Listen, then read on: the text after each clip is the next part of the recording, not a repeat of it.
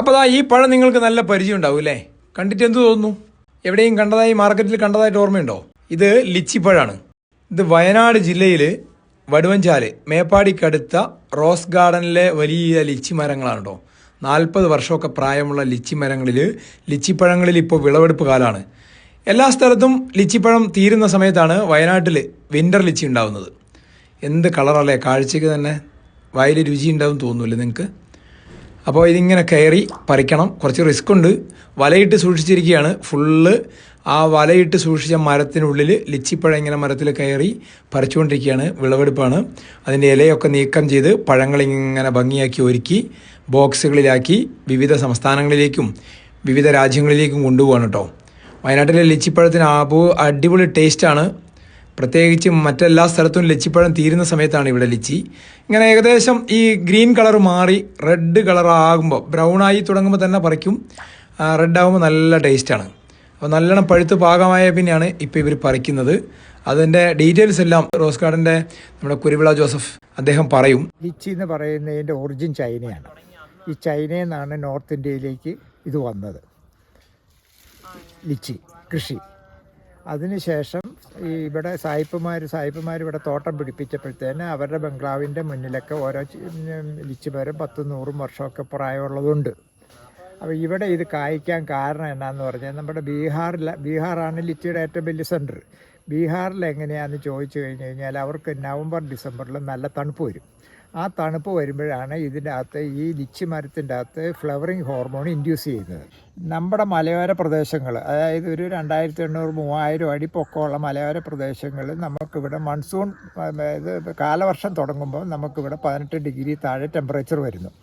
അപ്പോഴാണ് ഈ flowering hormone induce ചെയ്തിട്ട് നമുക്ക് സെപ്റ്റംബറിൽ പൂക്കുകയും നവംബർ അവസാനം അല്ലെങ്കിൽ ഡിസംബർ ആദ്യം പഴം കിട്ടും.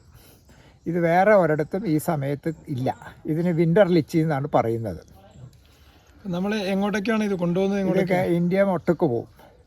ഇന്ത്യ മൊട്ടക്ക് ആവശ്യക്കാർക്ക് പോവും. ഇപ്പോൾ വന്നിരിക്കുന്ന പ്രശ്നം എങ്ങനെയാണെന്ന് ചോദിച്ചാൽ ഇതിനൊരു പ്രീമിയം ഡിമാൻഡുണ്ട്. ഇതിൻ്റെ ഏറ്റവും വലിയ പരാജയം എവിടെയാണെന്ന് ചോദിച്ചാൽ ആൾക്കാർക്ക് ഇതിൻ്റെ റൈപ്പണിങ് സ്റ്റേജ്, അതായത് സൗത്ത് ഇന്ത്യയിലുള്ള ആൾക്കാർക്ക് ഇതിൻ്റെ റൈപ്പണിങ് സ്റ്റേജ് അറിയത്തില്ല. അപ്പോൾ ഒരു സൈഡ് ചുമക്കുമ്പോഴേ തന്നെ ഇവർ പറിക്കും. അപ്പോൾ പുളിയാണെന്നും പറഞ്ഞുകൊണ്ട് ഇതിന് യാതൊരു വക ഇമ്പോർട്ടൻസും കൊടുക്കുന്നില്ല. ഇത് നന്നായിട്ട് പഴുത്ത് വേണം എടുക്കാൻ. ഈ പഴുത്ത് എടുക്കണമെന്നുണ്ടെങ്കിൽ കംപ്ലീറ്റ് വലയിട്ടെങ്കിലേ ഇത് പറ്റുള്ളൂ. ഈ വലയിടുന്നത് തന്നെ റംബുട്ടാൻ വലയിടുന്ന പോലെ ഇട്ടാൽ പറ്റിയല്ല. ഇതിന് ഫ്രെയിം വർക്ക് ചെയ്തുണ്ടാക്കണം. എന്നാ വെച്ചാൽ റംബുട്ടാൻ ഈ രോമം ഉള്ളത് കാരണം വല മുട്ടിക്കിടന്നാലും വാവലി ശല്യങ്ങളില്ല.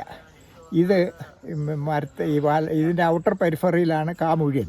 അപ്പോൾ ഈ കായ മുട്ടിക്കിടന്നാൽ വല വന്നിരുന്നിട്ട് ഇത് മുഴുവൻ അടിച്ചു പോകും. അപ്പം ഇത് വല മരത്തെ മുട്ടാണ്ട് ഫ്രെയിം വർക്ക് ചെയ്ത് ഇടണം. അതാണ് അതിൻ്റെ റിസ്ക്.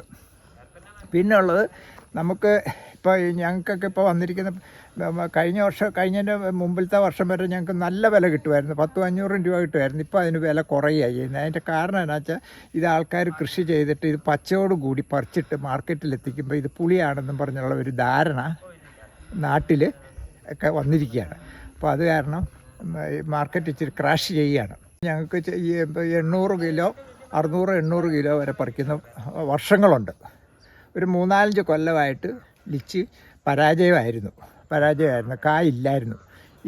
ഈ അടുത്ത കാലത്ത് ഈ വർഷമാണ് എല്ലാ ലിച്ചികളും നല്ല ഉൽപ്പന്നം എല്ലായിടത്തും. ഈ കൊല്ലം നല്ലൊരു മരത്തിൽ നിന്ന് 1 ടൺ വരെ കിട്ടാം. കിട്ടുക ഈ വർഷം 1 ടണ്ണില്ല, 600-700 കിലോ വരെ പറിക്കും.